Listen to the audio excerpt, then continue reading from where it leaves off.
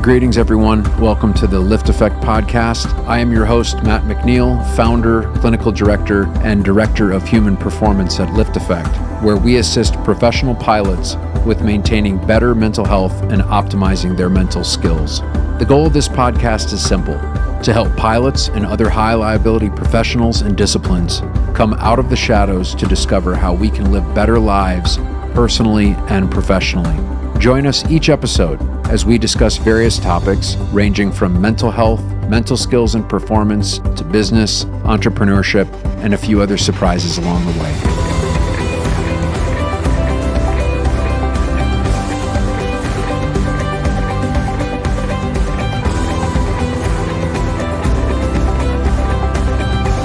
Welcome to another episode of the LiftAffect podcast, where I, Karl Keller, and Matt McNeil take you on another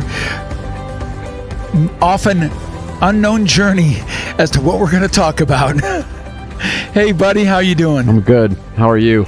Good. It's like truly, I never know where our conversations take us often. We start one area and we like, oh, wow, where did we get there? Somewhere else. Yeah. How's your week? My week is good. We had a couple good meetings this week. We did. Yeah, we did some V1 stuff, and I'm going. It looks like you've got a little bit of health restoration coming up. I do. Well, if you call that health restoration, we're going to visit family. So, oh yeah, that might be stress. It's not health. Yeah. It's not health. No, it's good. It's good. Yeah. Gonna see. It's always good to see family. Yeah, going to see some family, and we'll hopefully a little bit of downtime. Not seeing too many people next week. Got to do a few things, but other than that, things good. I'm going to fly tomorrow, so that's good. And yeah, what's going on with you? What's happening? It's just been a busy week. I got my daughter back from her visiting her friend out in Phoenix. When she landed there, it was 119. Mm-hmm. And now it's on the drive back, she goes, "Dad, I think I know what I want to do with my life." Really? And I go, she does gaming and she's really good at it. I mean, she makes for her age, makes some decent coin. Yeah. She goes, "I want to be a pilot." And I go, "What?" Oh, Jesus. Oh my God. That's, Carl, you didn't tell her? Yeah. I have gone out of my way not to talk about what I do just because I wanted my kids to figure themselves out. And my wife is interested in it. My oldest son, now my oldest daughter, I'm going like, and she goes, "Yes, it's all your fault." And I'm going, "So does that mean you're going to get into the rescue squad or be a firefighter too?" No answer on that. Go do some introductory flights. We'll see how that goes. That's what I told her. Yeah, exactly. That's what I said. If you do that first, and then we'll talk seriously, because that's a big commitment. That's a big commitment. Time. That sounds expensive for you too. Yeah. No, it's. You better start work. Get some more jobs going here. I'm thinking about telling her. It's either you go to either I help you as a pilot or you get married and I help you there. You're not going to get both. Yeah, exactly. Choose. Oh man. But, all right. Well, that's cool. So, we were looking through some of the questions, and there was one that really kind of piqued my interest in a way that led me down some thought. And I go, here's something I don't know that we've really talked about. We've talked about things to help us, but I don't think we've really talked about when someone else needs help. And what are some things that we can do when we see either someone that needs help or is asking for help?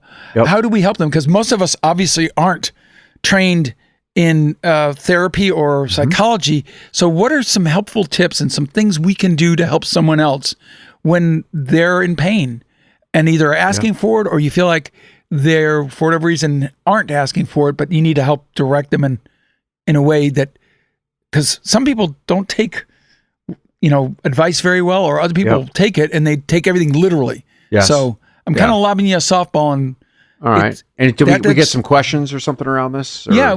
But that's not the questions, but it kind of... It comes up. Yeah. Yeah. And it's something that I just felt like, hey, this is something we never talk about. We always talk about it how does it help us? Yeah. And I know we've talked in the past, and we've gotten a lot of questions. How do you talk to somebody that's crazy?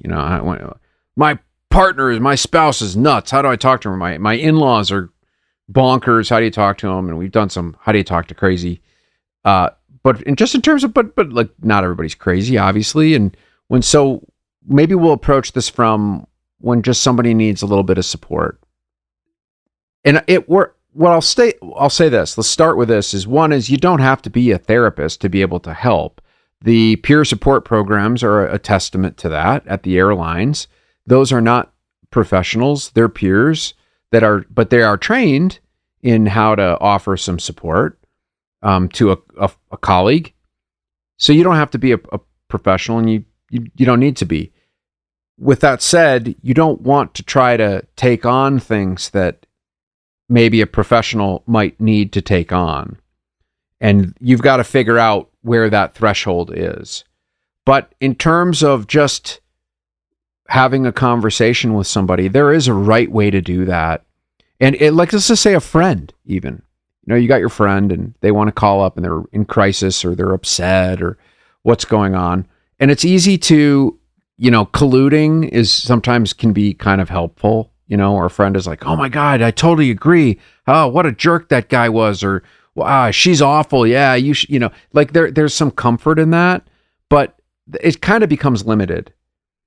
If you really want to be effective with offering the most bang for the buck in terms of support, there is a series of, I would say, markers that you might want to try on and consider. And in V1, we have rules of engagement that's aligned with the tenets of why we're there, which we don't have to get into that, but there's some rules of engagement that we offer in V1 with supporting each other, members of the community supporting one another. And the people are not psychologists in V1 or professionals. Obviously, the ones running it have that training, but the members they're pilots. They're not, and they're not even, some of them are peer support trained volunteers at their companies, but most of them are not. They have no training in that.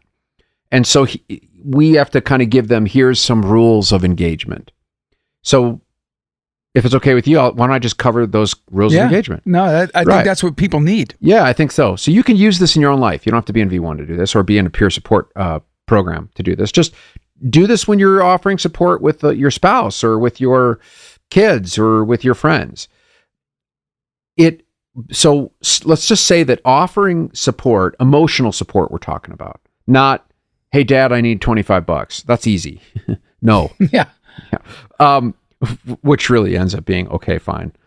But to offer emotional support, it requires that you have empathy. It requires that you actively listen. Active listening means you're not texting or like scrolling on Facebook while somebody's, dumping their pain, or I shouldn't say dumping, that's not fair, but when somebody is trying to communicate that they're upset or what's going on with them, you really need to be actively listening. Put the devices away. Let's just start with that. And some level of understanding, right? If it's completely foreign, if you're like, I don't understand anything about what's going on, you might not be the best person for them to be talking to. You might not be able to offer support. So, but here's some best practices to provide effective emotional support to the people around you, your peers or your friends or even your family. So one is be present and attentive. So when someone reaches out for emotional support, you got to give them your full attention. Just put the distractions away and focus on what they are saying. Do you have any tips on that, Karl? Like to just be able to be present? Well, I will tell you this. When you're trying to tell somebody something and they're constantly interrupting you, mm-hmm. even if they mean well, to me, and I've caught myself doing it, and I think I've done it to you a couple times. It's a hard thing not to do when you have something that enters your mind you want to talk about. If you're doing that, you're thinking about your response and not what they're saying. Right. Completely. It's almost like you have to kind of go, when the person said what they said, hey, can you give me a second? I want to give you a response. So you can formulate something at that point and just listen and take in. Because if you're trying to respond while they're talking, then you're not really actively listening. You're just kind of listening, if that makes sense. Yeah, there's So a that's great something- acronym that I use is WAIT. WAIT. You know what that stands for? It stands for why am I talking? Wait. Before you want to interject and add your input, just use the term wait. Why am I talking? And what I think most people need is they just need to be able to just uncork it. But when you think they're done, stop. They're not. Let them go until they're just like, they'll reach that pause point. Right. They're just like, and sometimes they'll say, what do you think? And it's then tough. Yeah. We want to be helpful, and Totally. And sometimes we actually, I can't say cause problems, but it makes it harder to help when we're not listening, really, truly. Ears open, mouth shut. Right. That's right. So just use the term wait. So that is being present and attentive. And please put the distractions away. Put the phone away. I cannot believe where I witness people spilling their guts out. And the other person is literally scrolling, going, yeah, That is so destructive. It's so awful, isn't it? Yes.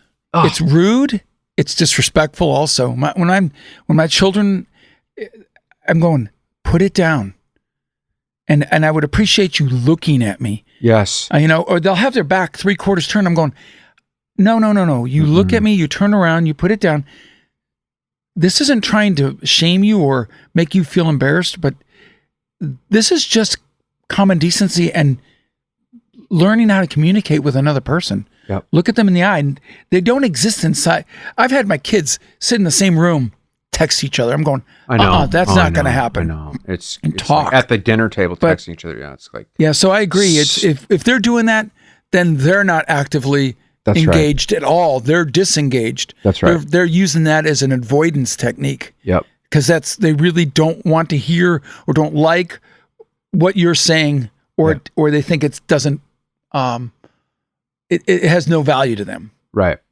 So put the distractions away. Okay. So that's the first thing. I think it helps, and this is where it really helps to know yourself. Let's just put it that way. At V1, we work in our engagements. We work from the perspective of the mission of V1, which is to flourish and manage our energy. And there's some tenets that we work on. I think knowing what you're about, and even the relationship that you have with that person, is working through that lens. And that's a very open-ended thing, and we probably will get a lot of questions of clarification, and this might be confusion, but it's like, your relationship with your spouse is going to be very different than a relationship with a coworker or a relationship with your neighbor. And so understanding the context of your relationship is a good place to start, where you work through that. Because you don't want to get yourself into a place where it's not about inappropriate, but where it's sort of like you're delving into things that you can't, that it doesn't really apply. And that's where conversations, I think, can become quickly unsupportive, is where it's just like the context is off. So kind of know your audience, know the context of your relationship is helpful.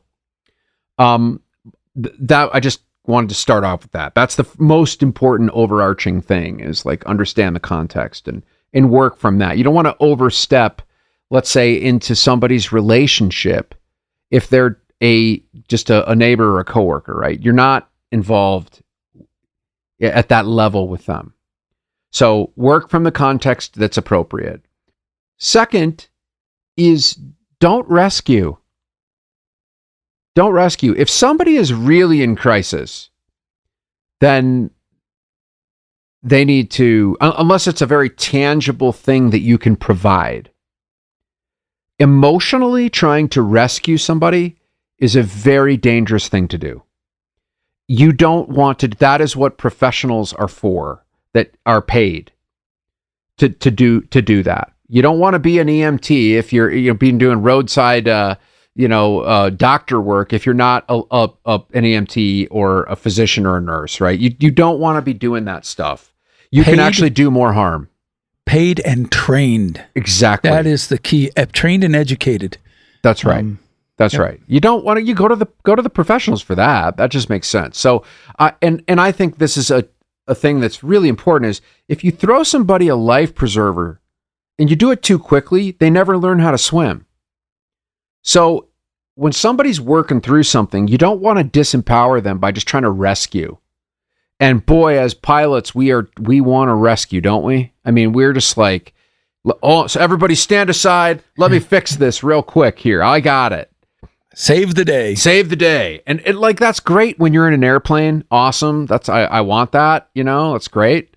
But when you're dealing with, emotional stuff with somebody else, like, just don't do that. Don't let them learn how to swim. So don't rescue. And we, even in V1 and in mental skills and all stuff, we say, you don't rescue. You don't rescue. We have resources to do that. With the aviation community in particular, our personality type is such that we always think we can fix it and we can make it work. And that sometimes can work to our detriment. And, and this is a great case of it where, we can't solve everything. Yep. Even no matter how hard we try. And sometimes we can actually make it worse. So you're right. You got to know where your limits are. What are you trained to do versus what do you just because you're trained as a high professional, highly trained professional as an aviator doesn't mean you are. Right. You didn't sleep at a Holiday Inn Select and all of a sudden get it overnight. Yeah. Moving on up in the world with the Select there. Well, Select. Yeah, Select. Oh yeah, that's great. So, and I think too, it's that old adage of like, I just wanted you to listen, don't solve it. It's like that, and we get into, especially as guys, we're like, let me just solve it, stand back. And like, the partner's like, I don't want you to solve it. I just want you to listen. Well, that's because like they want to learn to swim. We all inherently want to learn to swim. We have an instinct to do that. By the way, I was at the pool the other day. Can I tangent for a second? There was this newborn baby and they would just throw the baby in the water and the baby would swim. It was crazy. I was like, that is so amazing. Totally amazing. Like, they're just good with it. They're good with being underwater. And it's like, and then we gradually like unlearn how to swim. And then you got to learn how to swim when you're, 5 or 6. It's crazy. But anyways, okay. Back on track. Second. It won't last. Yeah, exactly. Exactly. Second is you need to show empathy. So you need to let the person know that you understand and care about their feelings, not their thoughts, their feelings. You could be absolutely in disagreement about their thoughts. You could be like, what you're saying is pure bonkers. I don't agree at all. But that's not helpful. Care about their feelings. And use statements like, okay, I can imagine that this must be really tough for you, right? That's accurate because clearly they're struggling. Or I'm sorry to hear that you're going through this. This is really, I know that must be really hard. That's really helpful because people feel like they're understood. That's how we bond. That's some bonding right there. Trying to get into trying to help them rationalize their thinking around this. Very bad idea. Very bad idea. I'll ask you 3 different words, and particularly 2 of them, but pity, sympathy, and empathy. Right. What do you see as, the primary 2 are sympathize and empathize, but to me, sometimes I see people interchange all that, words, and I think they're very, very, they are very different, but to you... I think that empathy is the ability to understand, which is exactly what we're talking about, and understand feelings of another and share in feelings of another person. So when you empathize, you actually can kind of feel what they're going through from a feeling perspective. How about sympathize? Sympathy is a little bit different, and you're right. People do is they confuse us all the time. Sympathy is more like you're pitying the person. Empathy is understanding how someone feels this, and I really believe in it. Like, there's an appropriate way to express that. But what is more helpful, empathy or sympathy? Oh, by far, empathy. Empathy. To me, pity is the worst, because Right. pity is almost like it's almost, in a way, I can't call it disdain, but it is really, I pity you. And Right. and it's said often in a derogatory, in a nasty way, whereas empathy is it's like saying, I have never been in your shoes, and I can only imagine how difficult this is. You're Right. trying to put yourself in their shoes a little bit and help them, because it's a difficult thing. And they go, I don't understand. Right. A lot of times they go, you don't know and you don't understand. And that's an attempt to kind of give them that, hey, we're here, regardless of whether I understand everything or not. Empathy is a shared emotion. Yep.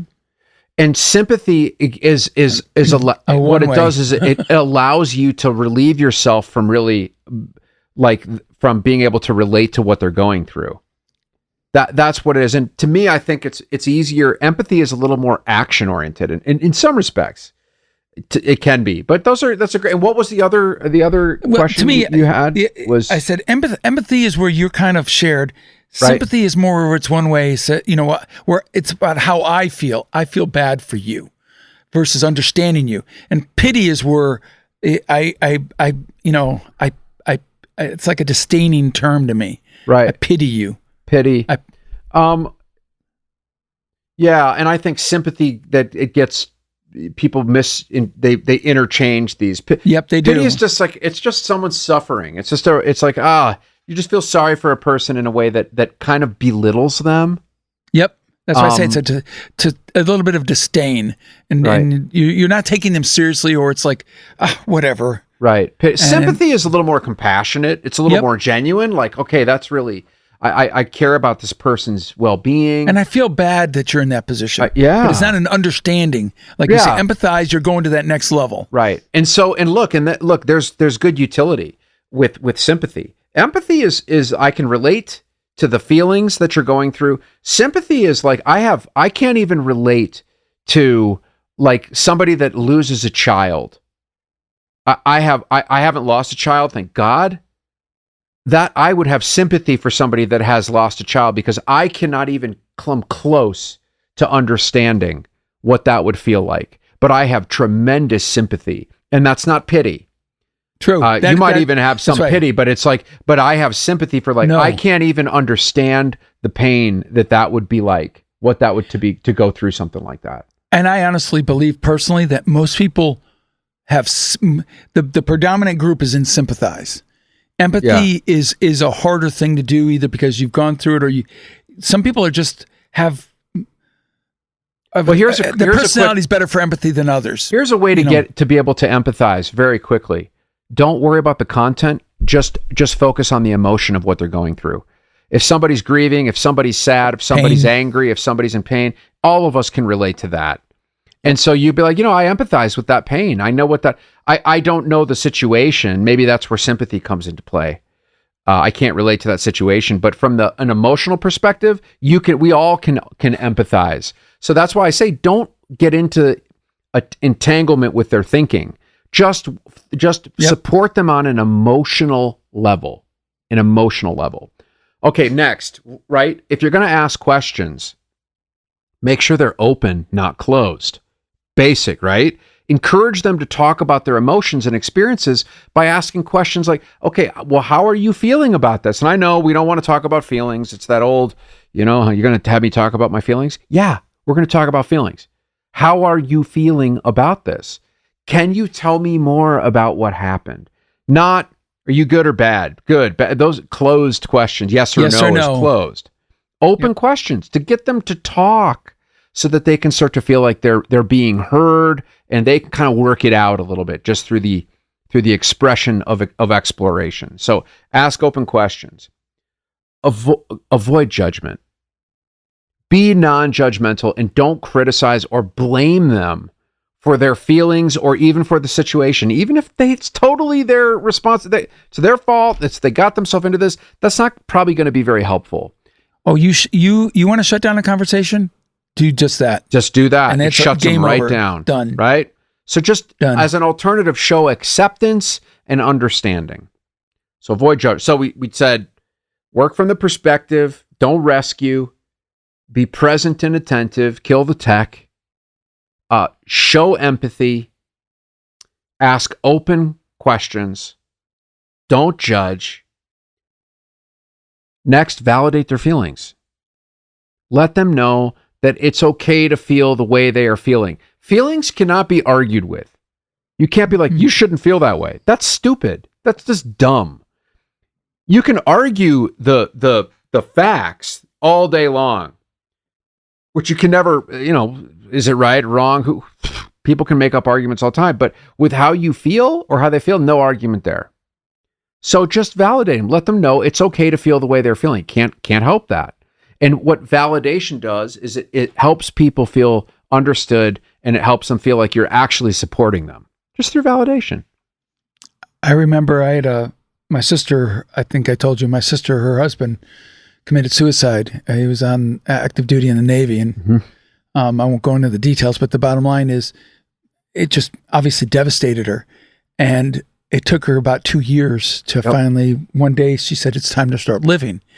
But before that, at least one member of the family said, why isn't she over that? Come on, get over it, because it was just so tough because there were so many memories. And I remember saying, you're making things worse. Don't do that, because it's like, she should be over by now. Come on, let's get back with things. There's maybe you can do that. Yeah. Wait until it happens to you, and you tell me how easy that is. A big issue I have with some grief therapists, or grief coaches, excuse me. Grief therapists, that's a real thing, but some grief coaching, I mean, maybe there's some good ones, but like if somebody's putting a timeline on your grieving, run. Grief is nonlinear. There's no timeline on it. There's no timeline on it. And so and it's normal. Grief is a normal reaction that can look like illness, but it's actually, it's very adaptive. It's very normal. So there is no timeline on it. Thank you for mentioning that. That's really, it's one of my huge, get pretty activated around that. Okay. Respect their boundaries. Some people are not comfortable sharing everything when they're hurting, when they're in pain, and that's totally okay. So respect their boundaries and let them share at their own pace. Now, with that said, just because you might be uncomfortable, don't stop them from sharing. Some people are like, oh, okay, you're good. They want to put a button on it because they're uncomfortable. And it's like, that's not helpful in terms of supporting somebody. So keep your own poop in check, right? If you got your own issues, we all have them. It's activating for you. You don't want to bring that into the support where it's starting to act. If that's the case, don't be the person that they talk to.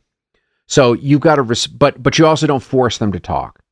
You just respect them with wherever they're at, and you just be supportive. So respect their boundaries. Here's a big one.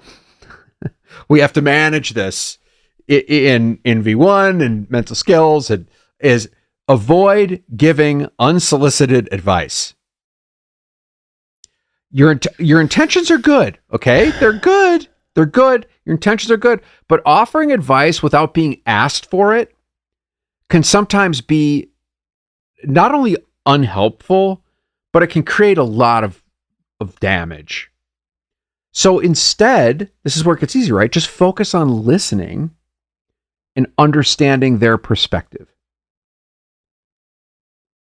What are your thoughts, Karl? Talk to me, because I see your head's popping around. You're like, oh yeah, bobbing, in the back of the car. Yeah. What do you? What's your thoughts on the advice thing? It's so easy to get into that, Like to me, there's three things. There's fact, there's opinion, and then there's experience. When you're talking to me, if it's something that I similar situation that I went through, then I can give my experience and say, this is, I don't know how much this may relate, but this is what happened to me when I lost my child. These are the things I went through. That's my experience. But if you're trying to help someone, and opinion is just that, it's an opinion. It's what you think and believe, not what's fact. If you're going to help somebody at all, like point them to things that can provide them help, where there's facts, where there's objective data or information, because so many people's idea of an opinion about, hey, this works. Well, is that because it's a fact, or because you just heard someone else say it works? And I think that's where it can get really dangerous, is where you're offering, hey, it's like I'm not here to talk about COVID, other than the fact is that people say, well, I took this and this really worked, or right. I heard this worked. And that's dangerous, because is that a fact, or is that just, hey, somebody on the radio said to do that. Right. And you didn't do your research. So that, to me, I'm always, when I hear advice, where's it coming from? Yeah, that's right. That's right. Just don't do it. So just don't, if they ask for advice, you can say, this is my thoughts on this, or here's my opinion, but just please remember, this is just an opinion. And opinions are like buttholes. Yeah. Butts, and everyone got them, And they usually stink. And they usually do. That's right. So just be really mindful of that. Okay. If you have an experience, to me, that's something that's very, because this was my experience, and you have firsthand knowledge of it. So that one is, to me, is really good. It may not be in their exact case, but at least it's something that that's empathy. You can relate because you went through it. That's right. Type thing. That's right. All right. Here's the next one. Be patient, and this is a tough one. This is a big one, right? Be nice. Don't be a dick. Just be nice. Be patient. Emotional support requires many conversations. Our friends in the peer programs, they can tell you this. It's not usually one and done. It might be a few. It's because it's changing. The story changes, and it's complicated. So it might require multiple ongoing conversations. Now, if it's too many, it's like you probably need to talk to a professional, but it's not going to be one and done. So be patient and just offer kindness through the process. If you're showing empathy, you're being kind, but don't be a jerk. It's like, it's real simple. And I see that go south all the time. People like the listener, the friend that's supposed to be quote unquote supporting, just becomes impatient because they're like, why can't you see that this is the way it's supposed to be? And then they become an asshole. That is not helpful. Kindness is so underrated. It is so a necessary part. And making the conversation about you and not the person you're there for. I don't know if that was one. You're welcome. Coffee just came right out my nose on that. Because it's so, you see that happen all the time. All of a sudden they'll be talking about the thing, and then you go, so who's helping who here? Right. Exactly. They get into their own stuff. It's like, wait a minute. Hold on. How did this happen? And then you're asking the person who's in pain to help you. Right. Enough about me. What do you think of me? Right? Yeah. How much do you like me? And it happens quick. So and sometimes it's not intentional. No, it just happens. But you've got to be able to realize, hey, enough about me. I'm sorry that this is really about you. You have to bring it back to the subject and bring it back to the present. Well, and I'll tell you this: if you find yourself where it's about you, you probably enter the zone of advice giving. Yep. Oh my God. So that's a good clue. Oh, wait a minute. I might be kind of advising here, and that's not going to be helpful in this. And we all do it. It's not like, oh, we're all perfect. We all can get into this sort of, pontificating around our own experience, which then very quickly becomes, you got to do this and that. You're like, okay, wait a minute. What the hell am I doing? This is not going to be helpful to you. So be kind. Kindness is one of the number one factors in our well-being, is being kind. Not even on the recipient end of kindness, but actually just being nice. It's the number one way to boost your serotonin and boost all those norepinephrine and the cuddle chemicals and a sense of well-being. Just be nice. Go to the grocery store and be nice to somebody. Look at how it makes you feel. Oh, yes. Or in the terminal, right? Just be nice. Just be nice. I say people are so quick to criticize and slow to praise. And I know I don't succeed, but I try to be quick to praise and slow to criticize. Yeah. It doesn't take a lot to say something nice to somebody. Where if you see a dress or a shirt that looks really nice, or a perfume or cologne, and just say, "Boy, that smells really nice." Smells great. And that makes people feel good about they're that. like, "Oh, they all of a sudden, wow, feeling good." You know, because do you think they put on cologne or perfume to smell crappy? They put it on because they like it, and it's nice to someone appreciate. There every now and then when I'm in the store, there'll be a perfume I smell that reminds me of my mom. You know. Yeah. But you know, and it's amazing. People feel you put a smile on people's face. Yeah. It doesn't cost anything. Nope. And the reason I say this so much is it's a mindset. And if you always take it from the point of view, I don't have to criticize everything. Then your thoughts kind of try to go to the kind side first, rather than the ugly side. It's like putting on a seatbelt. It's a mindset. If your mind is always quick to criticize, then I think you're going to have a tougher time to be kind, because you're already preloaded to be negative. Yep. It's just random acts of kindness. It just feels good. Yep. You're like, man, I feel really good. That was really, it's great what it does for them, but it's even better what it does for you. So be nice. It's a win-win. Yeah. So, okay, in my bumper sticker, don't be a dick, right? There you go. Now, here we go. Encourage professional help when needed. If the person is going through a very challenging time or dealing with like a serious mental health issue, encourage them to seek professional help. Talk to a therapist. That goes without saying. I think we've talked a little bit in the past about, I did an episode where I flew solo on mental health, and I offer a couple of key things about like what do you look for, that big decline in function, and that's where it might be, something that's a little bit more significant than just a friend, where you need some professional help. So don't sit on that and just think, I'm gonna solve this for them. That's not helpful. So encourage professional help when it's needed.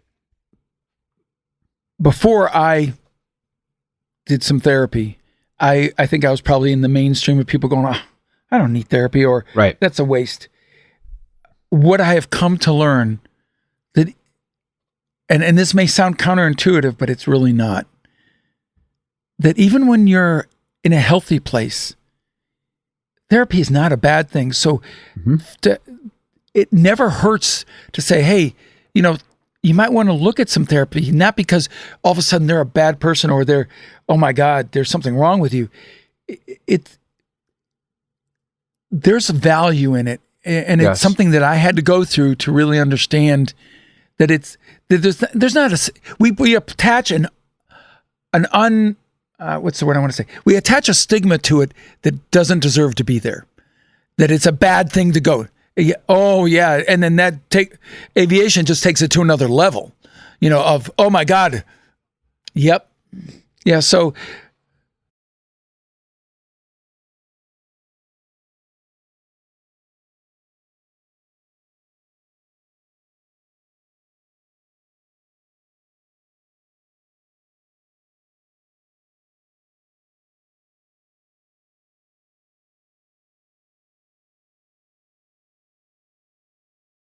In a empathetic way, the odds of it coming across negatively are much lower, because it's never a bad thing to say, "Hey, this might be something you want to talk about," and maybe to someone who's actually had some training that might be able to give you some additional help that is above and beyond mine as a friend.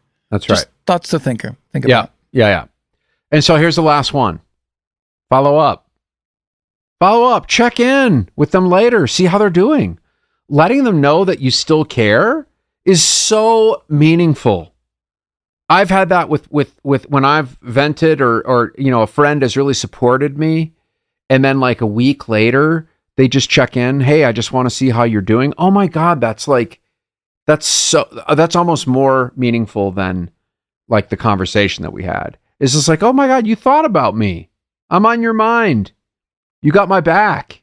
You're checking in. You're not just like, okay, here we go. We're all done with that. See you later. Just follow up. That is really impactful. And we forget to do it. Yeah. We forget to do it because we get busy. I've always said that when I pass, the greatest thing that someone could ever say about me is that he cared. And so caring about someone else's well-being goes so far. And they may not present it in such a way, but it's the truth. The fact that someone else cared enough to see how you're doing and they had your welfare in mind is a big deal. What's that saying? People don't care about how much you know, but they know how much you care. And that is the follow-up is key. So we said, work from the perspective of the relationship, the appropriate context of your relationship. That's the first one. Don't rescue. Throw them a life raft. Give them a vest. Throw them don't. If you throw them the life vest too fast, if you need to throw them a life vest, get them help. That's really, unless it's a pragmatic thing, like, hey, I need $15, right? I've paid for people's rent and stuff like that. It's like they're in deep doo-doo here. I'm like, all right, look, I'll cover it. Let me just cover it. That's maybe an appropriate like life vest, but in an emotional perspective, if you throw them the raft too quick, they don't know how to swim. And you might not be in a position to know how to throw a raft. So don't rescue. Be present and attentive. Show some empathy, sympathy when it's required. Listen very actively. Use that WAIT acronym. Why am I talking? It's brilliant. Ask open-ended questions. And by the way, brilliant, it's not because I came up with it. I didn't come up with that. I learned that in pro standards training. Is they gave that acronym. It's like, when you're doing that, it's WAIT. Why am I talking? It's wonderful. Oh, ask open-ended questions. Closed questions are silly. That's low-quality questions. Avoid judging. Validate their feelings, not their thoughts, their feelings. Respect the boundaries. Avoid giving just unsolicited advice. That's not helpful. Be patient. Be kind. Don't be a dick.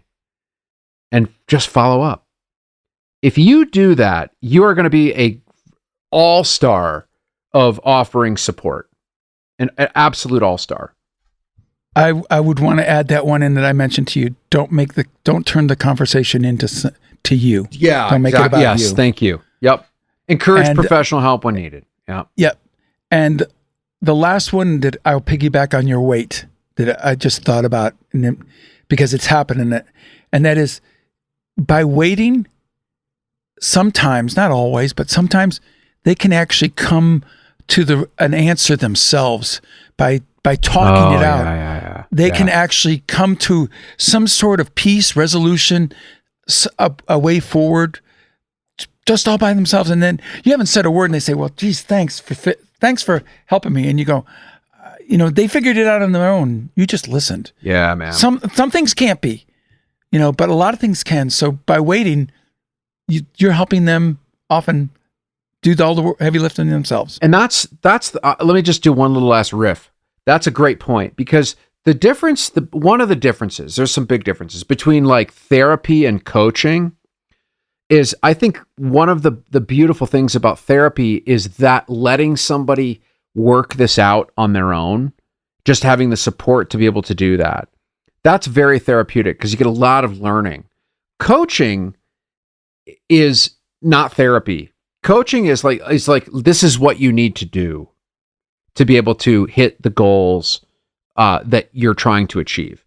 And so that's a great differentiator. But so if helping and offering support, I think that should have therapeutic value, not coaching value, but therapeutic value. So it's important to let them work it out, because the reality is you may not know the answer. You don't know the answer for them. You're not the expert on them. They're the expert on themselves.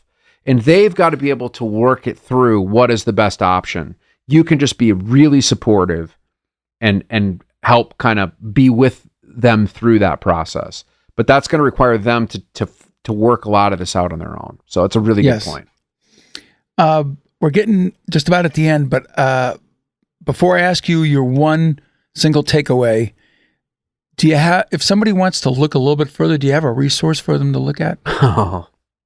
You know, I asked this question. I know. I didn't even think about that. I don't have, there isn't a lot of comprehensive resources on this, in my opinion. There's a lot of like training programs that for pure, I think the Red Cross has some good stuff on this. The Critical Incident Stress Foundation has, in terms of like debriefing, and that's all peer to peer, has some good literature on this. Is there anything on listening? This is there's I think there's something called Just Listen. There's a book called Just Listen. Because I think if you can listen, you're doing that's probably one of the biggest pieces. Actually, is to be active listening. Hold on a second. Mark Goulston, just looking at my bookshelf. He has a book. I think it's called Just Listen, actually. Yeah, wait, that is the book. Mark Goulston is wonderful. He's a psychiatrist, very well known. He wrote a book called Talking to Crazy. He's great. He has a book called Just Listen. That's a great book. That is a really, really good book. Yeah, that's the resource. There you go. Just Listen. We could even cover a review on it. I've read it. I've got tons of notes on it. So just listen. That's my one thing. Yeah. Just listen.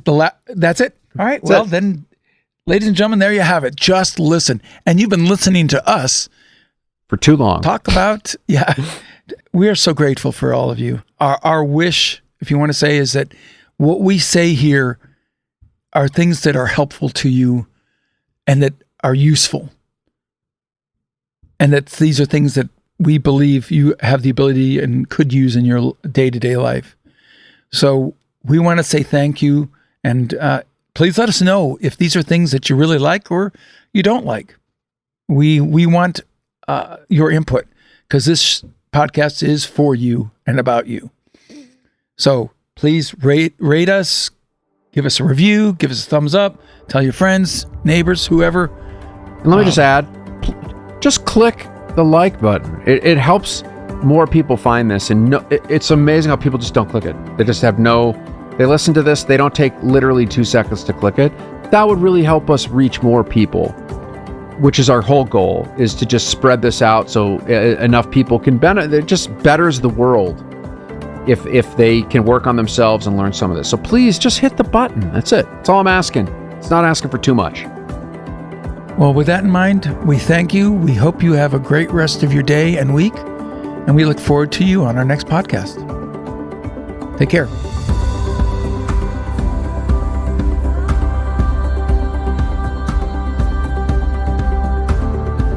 Thank you for listening to this week's episode of the LiftAffect podcast. If you want to dive deeper into this episode and every episode, go to our website, liftaffect.com/podcast. If you're enjoying the show, we would love it if you'd follow us on Spotify and rate, review, and subscribe on Apple Podcasts. We really appreciate your support. You can find me on Facebook, Instagram, and LinkedIn, all with the ID Matthew McNeil.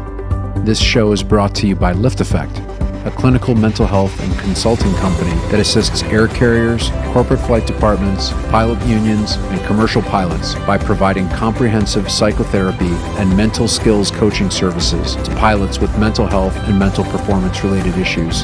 Visit LiftAffect.com, that's LiftAffect.com, to book your free consultation.